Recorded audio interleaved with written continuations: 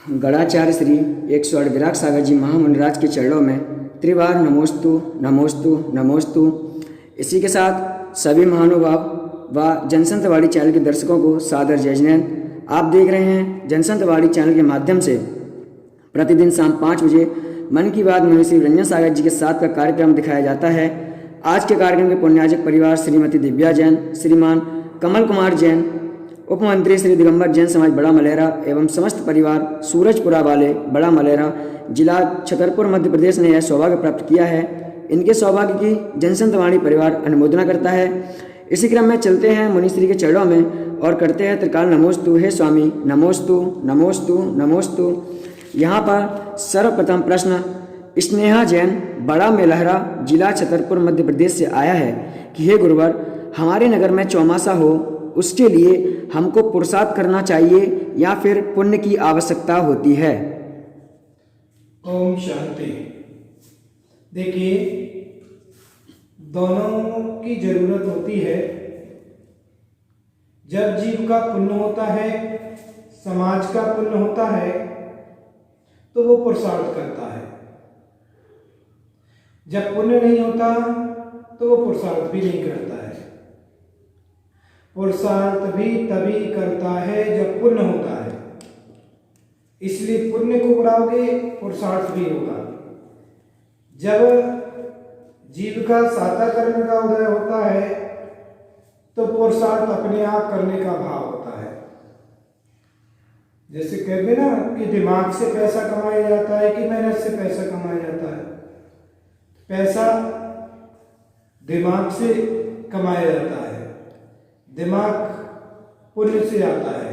जब पुण्य होता है तो दिमाग अपने आप चलता है, मेहनत करने का अपने आप भाव होता है। और जब दिमाग ही नहीं चलता है, पुण्य नहीं होता है, तो मेहनत करते ही नहीं, सुस्त बैठा रहता है। ऐसे ही जब जीव का पुण्योदय होता है समाज का, तो वो पुरुषार्थ करता, गुरु के पास जाता है, निवेदन करता है कि मुझे चातुर्मास कराना है। यदि पुण्य पर निर्भर बैठे रहोगे तो फिर पुण्य होगा तो रखा रहेगा, भोजन चला जाएगा मुंह में, नहीं भैया। पुण्य पुरुषार्थ तो करना ही पड़ेगा। इसलिए पुरुषार्थ से पुण्य के साथ होता है। जब पुण्य तीव्र होता है तो पुरुषार्थ आपको करना है कि बिना पुरुषार्थ के किसी को कुछ नहीं मिलता है। बिना पुरुषार्थ के किसी को कुछ नहीं मिलता है। पुण्य तो उसका होगा तो वो कार्य सिद्ध होगा, लेकिन पुरुषार्थ तो करना पड़ेगा। जैसे रोटी बनाने में गेहूं में उपादानता है रोटी की, लेकिन भूख लगी है, अब वो सोचे कि हम रोटी बनाए ना, तो आटे में पानी डाल करके घोल के पी लो, भूख शांत हो जाएगी क्या? नहीं, बनाना तो पड़ेगा। बनाओगे, जब बन जाएगी, जब खाओगे तो पुरुषार्थ है। तो पुण्य होगा तो बनेगी, पुण्य है तो पुरुषार्थ भी करना है। तो चातुर्मास कराना है जीव के लिए तो पुरुषार्थ भी करना है और पुण्य भी चाहिए। कभी कभी जब पुण्य नहीं होता है तो अधिक पुरुषार्थ करने के बाद भी वो जीव को विफल हो जाता है, नहीं मिलता है चातुर्मास। और पुरुषार्थ पुण्य होता है, थोड़ा सा अल्प पुरुषार्थ भी करता है और उसको फल मिलता है। इसलिए पुरुषार्थ तो करना ही पड़ेगा, लेकिन पुण्य भी चाहिए। बिना पुण्य के कुछ होता नहीं है। कभी कभी एक बार ही गुरु के पास गए, निवेदन किया, गुरुदेव आपका चातुर्मास, जैसे कि पिछले वर्ष बड़ा मलेरा में ही जब चातुर्मास मेरा हुआ तो बड़े मलेरा की समाज एक बार मेरे पास गई, निवेदन किया, मैंने पत्र दिया, गुरुजी के पास लेकर के गए। और अन्य जगह की समाज में कितना पुरुषार्थ किया, कितने महीनों से लगे रहे, 3 महीने से लगे थे देवेंद्र नगर वाले, कहीं गुरसराय वाले तो 2-3 साल से लगे हुए, हर साल आते हैं, हर साल पुरुषार्थ करते हैं, लेकिन पुण्य तीव्र नहीं था। पुण्य तीव्र मलेरा का था। तो मेरे मुख से गुरु के आशीर्वाद का ये फल निकला कि थोड़ा सा अल्प पुरुषार्थ भी किया, चातुर्मास मिल गया। इसलिए पुण्य भी जरूरी है और पुरुषार्थ भी जरूरी है। पुण्य होगा तभी पुरुषार्थ किया जाएगा, जब पुण्य नहीं होता है तो पुरुषार्थ भी नहीं होता है। इसलिए आप लोग भी पुरुषार्थ भी करें और पुण्य को भी जुटाएं, पुण्य को भी अच्छा करें, जिससे आपका काम सफल हो। इसके बाद यहाँ पर नीता जैन करोलबाग दिल्ली से अपना प्रश्न आया है, क्रोध आत्मा का प्रबल शत्रु कैसे बन जाता है? क्रोध आत्मा का शत्रु नहीं है, एक बाहर का पुद्गल का कार्य है। आत्मा का कोई शत्रु नहीं है, न आत्मा का कोई मित्र है, न आत्मा का कोई शत्रु है, न कोई मित्र है। आत्मा के बाह्य प्रदेशों का बहिरंग का ये जीव वह शत्रु बना हुआ है, क्योंकि आत्मा किसी का ना कुछ करता है, ना आत्मा का किसी से कोई संबंध है। एक ही जाने सब ही जाने, जिसने एक को जाना है उसने सबको जाना है। जिसने आत्मा को जान लिया उसको सबको जानने की जरूरत ही नहीं रहती है। इसलिए जिस जीव ने आत्मा को समझ लिया तो आत्मा का ना कोई शत्रु है, ना कोई मित्र है, ना कोई अमित्र है। आत्मा का कोई संबंध नहीं है। जो संबंध है एक कसाय का संबंध भी बन रहा है, तो एक उद्गलमय जन्ममय संबंध है, एक विभाव है, हमारा स्वभाव नहीं है। हमारी आत्मा का स्वभाव तो क्षमा गुण है, तो ये शत्रु कैसे बन गया? आत्मा का शत्रु नहीं है, आत्मा का स्वभाव तो क्षमा गुण है। जैसे पानी का स्वभाव शीतलता है, ऐसे ही हमारी आत्मा का स्वभाव शीतलता, हमारी क्षमा गुण है। हमारा विभाव जब वो उत्पन्न होता है तो कसाय उत्पन्न हो जाती है, क्रोधपना हो जाता है, तो ये बाह्य दशा है, आत्मा का स्वभाव नहीं है। इसलिए हमें इसको ये नहीं मान करके चलना चाहिए कि महाराज मेरा तो स्वभाव बन गया क्रोध करना। व्यक्ति का स्वभाव नहीं है, ये विभाव है, इसको छोड़ सकता है। स्वभाव जो है मतलब वो कभी नष्ट नहीं होता है, तो ये स्वभाव शाश्वत है, लेकिन विभाव तो आता है और चला जाता है। तो क्रोधपना विभाव है, कुछ देर के लिए आया और फिर शांत हो जाता है। कभी वही व्यक्ति अपना शत्रु बनता है तो कभी मित्र भी बन जाता है। इसका मतलब है कि वो हमारा वह आत्मा का शत्रु नहीं है, हमारे विभाव दशा है। इसके बाद यहाँ पर विकास जैन भोपाल मध्य प्रदेश से प्रश्न आया है, क्या गुरु के बिना भगवान के दर्शन हो सकते हैं? गुरु के बिना भगवान के दर्शन करना संभव नहीं है। गुरु एक द्वार, उस द्वार तक ले जाने वाले हैं। दर्शन तो स्वयं को निज को ही करना पड़ेंगे। बिना निज के स्वभाव में जाए हुए भगवत्ता के दर्शन नहीं हो पाते हैं। जैसे कहा है, जमीन को खोदोगे तो पानी निकलेगा, खुद को खोजोगे तो खुदा स्वयं परमात्मा की प्राप्ति होगी। तो हमें गुरु के चरणों में जाना पड़ता है, इस मुद्रा को पहचानने के लिए, इस मुद्रा को जानने के लिए, भगवान के रूप को जानने के लिए, भगवान के स्वरूप को जानने के लिए। लेकिन स्वयं भगवान तो अपने परिणामों से बनते हैं, इसलिए गुरु निमित्त कारण है। गुरु एक निमित्त कारण है वहां तक ले जाने के लिए, लेकिन गुरु भगवान नहीं बना सकता है। भगवान तो तू अपने निज परिणामों से ही बनेगा, लेकिन गुरु के द्वार के बिना भगवान का द्वार मिलता नहीं है। हमें जो ज्ञान हो रहा है, जो भगवत्ता की प्राप्ति हो रही है, इसकी समझ हो रही है कि भगवान कैसे होते हैं, भगवान का रूप क्या है, भगवान का स्वरूप क्या है, भगवान के गुण क्या है, भगवत्ता किसे कहते हैं, ये सब स्वरूप की प्राप्ति गुरु के मुख से हो रही है।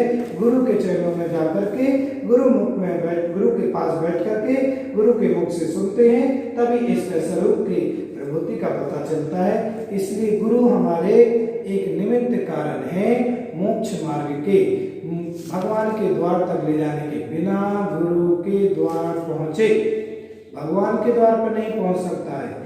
इसलिए गुरु सर्वोपरि कहा है, गुरु भगवान से मिलाता है, गुरु भगवान की पहचान कराता है। तो पहला गुरु तो अपना संसार का जो है वो माँ है, दूसरा कोई वैराग्य का आत्मा का गुरु है, तो एक वितरागी गुरु है जो भगवान के स्वरूप को, भगवती माँ जिनवानी है, ये स्वरूप को प्रदान कराती है। इसलिए बिना गुरु के चरण कभी छोड़ना नहीं, गुरु का सानिध्य कभी छोड़ना नहीं, गुरु के सानिध्य का हमेशा समय लेते रहना।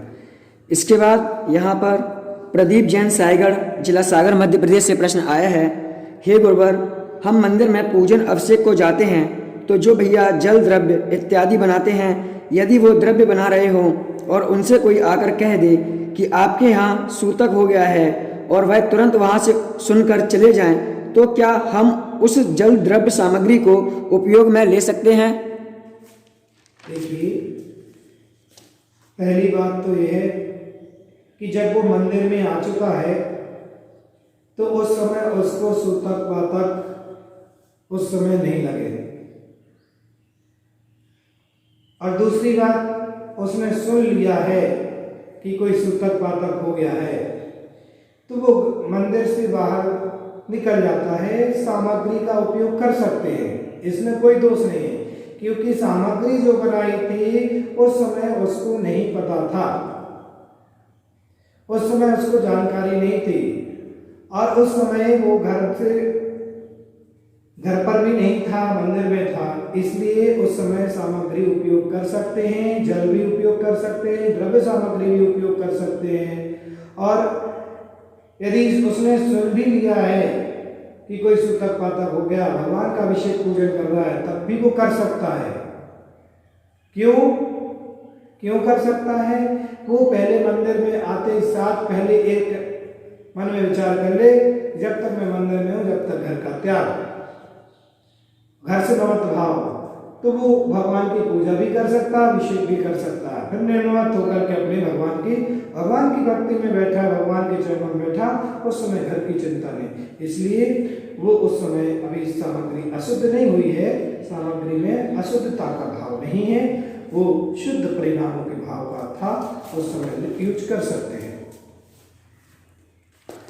इसके बाद यहाँ पर अंतिम प्रश्न जय कुमार जैन, दमोह, मध्य प्रदेश से आया है कि हे गुरुवर, सोते समय स्वप्न में कर्मबंध होगा कि नहीं, एवं छोटे बच्चों को कर्मबंध होता है कि नहीं होता है?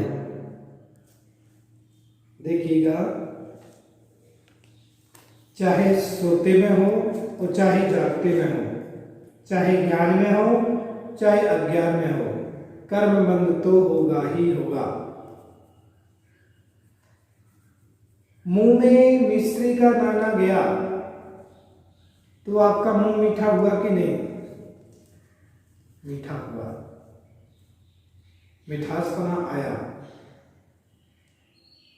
अब चाहे स्वाद लेना था या ना लेना था, मुंह में जाते साथ स्वाद तो आया।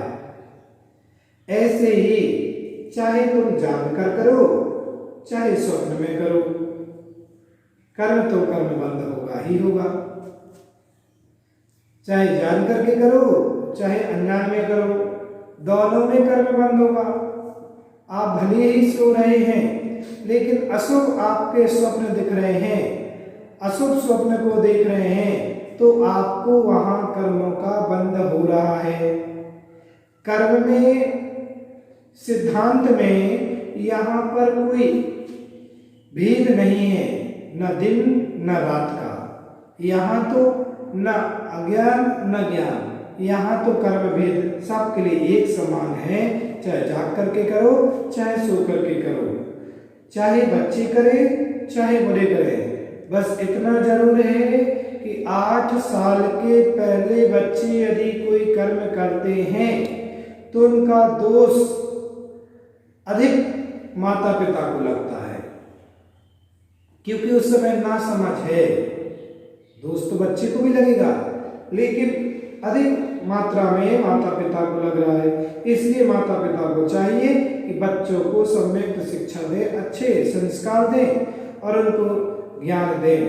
जैसे कि कहा जाता है कि जब बच्चा 46 दिन का होता है, गुरु के पास आशीर्वाद लेने के लिए आप लाते हैं, तो गुरु वो आशीर्वाद देते हैं, संस्कार करते हैं, तो ये कहते हैं कि उस समय तुम्हें नवोकार्मण सुनाना है, उस बच्चे को शहद नहीं चटाना, ये माँ का कर्तव्य है। अब बच्ची को तो नहीं है ज्ञान की खाई जाती कि नहीं खाई जाती है, तो अब यदि माँ खिला रही है तो उसमें माँ को दोष लगेगा, बच्चे को दोष नहीं लगेगा। और बच्चा 8 साल के बाद समझदार हो जाता है, तो अब पूरा दोष बच्चे को अपना सेल्फ हो जाता है डिपेंड कि उस वो करेगा तो उसको कर्म बंद होगा। इसलिए बच्चों को भी कर्म छोटे बच्चों के लिए 8 साल के पहले बच्चों के लिए उनका जो भी कर रहे हैं वो माता पिता के लिए दोष लगेगा। इसलिए माता पिताओं को चाहिए कि बच्चों के लिए अपनी शिक्षा अच्छे से दें, समेत रूप से शिक्षा दें, ज्ञान दें और उनको इस बातों को बताएं कि ऐसा नहीं करना है। ऐसे ही आप चाहे सो रहे हो चाहे जाग रहे हो, चाहे ज्ञान में करो चाहे अज्ञानता में करो, उसमें दोष तो आपको लगेगा ही, पाप का बंद होगा, और पाप बंद होगा उसमें आपके लिए भोगना भी पाप को ही पड़ेगा, कोई दूसरा भोगने वाला नहीं आएगा। इसलिए अपन सबको चाहिए कि सोते समय भी सचेत होकर के सोए। मुनियों के लिए इसलिए कहा है सो भी रहे हैं तो इतनी गहरी नींद में ना सोए, ऐसे अशुभ चिंतन करके ना सोए जिससे अशुभ कर्म का बंध हो।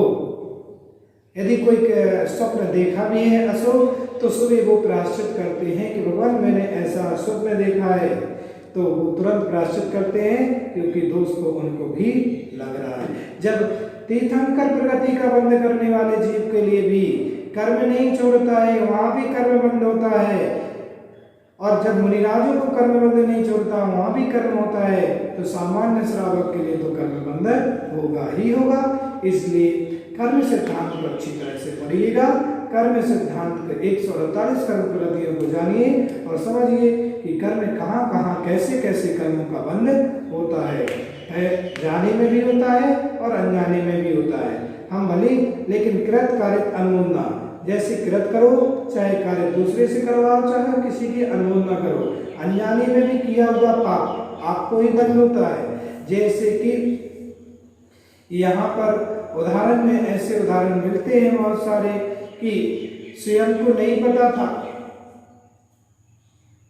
उन्होंने एक जीव की रक्षा करने के लिए और एक सर्प रास्ते में डला था, उसको अपने बाण से उठाया और साइड में फेंक दिया। वो जाकर के बाण उस कांटों की झाड़ी में जाकर के छिद गया और उसके प्राण समाप्त हो गए। उसका कर्म बंधन के लिए होगा कि कांटों की बाणों की सैया पर उनको लेटना पड़ा, और ऐसे अनजाने में भी पाप का बंध कर लेते हैं। तो जान करके करो चाहे अनजान में, कर्म बंध तो होगा ही होगा। आप सभी लोग इसी भ्रांति जनसंतवाणी पर इन प्रश्नों का समाधान आप विगत समय से देख रहे हैं, और आप सबका क्वेश्चन आता है, प्रश्न आते हैं, मन का विचार आते हैं, यहाँ पर समाधान दिया जाता है। आज आप सब देख रहे हैं कि मुरानगर के वासुपूज्य भगवान के दर्शन भी कर रहे हैं। मुरानगर के वासुपूज्य भगवान के समय समय पर आपको दर्शन करा देते हैं, और आज भी यहाँ से ही आपको संबोधन मिल रहा है, जहाँ एक प्रतिमा 1850 वर्ष पुरानी प्राचीन प्रतिमा है, जहाँ का ये इतिहास मिलता है कि जब एक प्रतिमा पहले एक ऐसे ही चबूतरे पर यहाँ पर रखी हुई थी, लोगों ने पूछते नहीं थे, ऐसे ही रख दी थी, क्योंकि इनके यहाँ देख रहे आप कान खंडित है, थोड़ी सी नाक पर टूटी हुई है, तो लोग सोच रहे थे प्रतिमा खंडित हो चुकी है, तो इस प्रतिमा को एक साइड में रख दिया था। लेकिन जब किसी को स्वप्न आया और कहा क्या आपके बेटे का कान टूट जाए तो उसको घर से बाहर निकाल देते हैं, तो आप यहाँ पर मंदिर बनाए, भगवान को विराजमान करें, आपके आराध्य हैं। तब यहाँ के लोगों ने ये मंदिर बना करके भगवान को यहाँ विराजमान किया, और फिर वहाँ ऐसे वासुपूज्य हैं, चमत्कारी अतिशयकारी ऐसे जन्मबिंब के दर्शन आप सब कर रहे हैं। और विगत दिनों से आए दिन कोई ना कोई समाज के लोग चातुर्मास का निवेदन करने चले आ रहे हैं। आज बड़ा गांव से दिगंबर जैन समाज श्रीफल लेकर के आए थे, चातुर्मास का निवेदन किया। बक्सवाहा दिगंबर जैन समाज के लोग आए थे, उन्होंने भी निवेदन किया। नवागढ़ तीर्थ क्षेत्र से समिति भी आई थी, उन्होंने भी निवेदन किया। और यहाँ पर बड़ा मलहरा से, धरौलगढ़ से और आहारजी समिति भी लेकर के श्रीफल लेकर के आए। सलेहा से भी निवेदन आया, ग्वालियर से भी निवेदन आया और जगह जगह से निवेदन आ रहे हैं चातुर्मास के लिए। लेकिन इस बार का चातुर्मास जो होना है वो धर्म प्रभावना नहीं, आत्म प्रभावना के साथ होना है और सो करके नहीं होना है। सिंपल चातुर्मास होना है, लेकिन अपनी साधना के लिए होना है। फिर भी हम लोगों को अपनी भी सुरक्षा व्यवस्था का करना है। अपनी सुरक्षा को देख करके, जिस देश का माहौल चल रहा है उसकी व्यवस्थाओं को देख करके थोड़ा सा निर्णय लेना है कि चातुर्मास कहाँ करना है, कौन से स्थान पर करना है। अभी निर्णय लिया नहीं है, समय आने पर सभी भक्तों को पता चल जाएगा कि चातुर्मास कहाँ होना है। आप प्रतीक्षा करिएगा, आप भावना बनाइए, अपनी प्रबल भावना रखिए और साधना करते रहिए। समय आने पर आपको पता चलेगा कि चातुर्मास कहाँ, जल्दी से ही आपको पता चल जाएगा कुछ समय का। और प्रतीक्षा करिए, सबके लिए मंगल आशीर्वाद है। ओम शांति, सर्व शांति।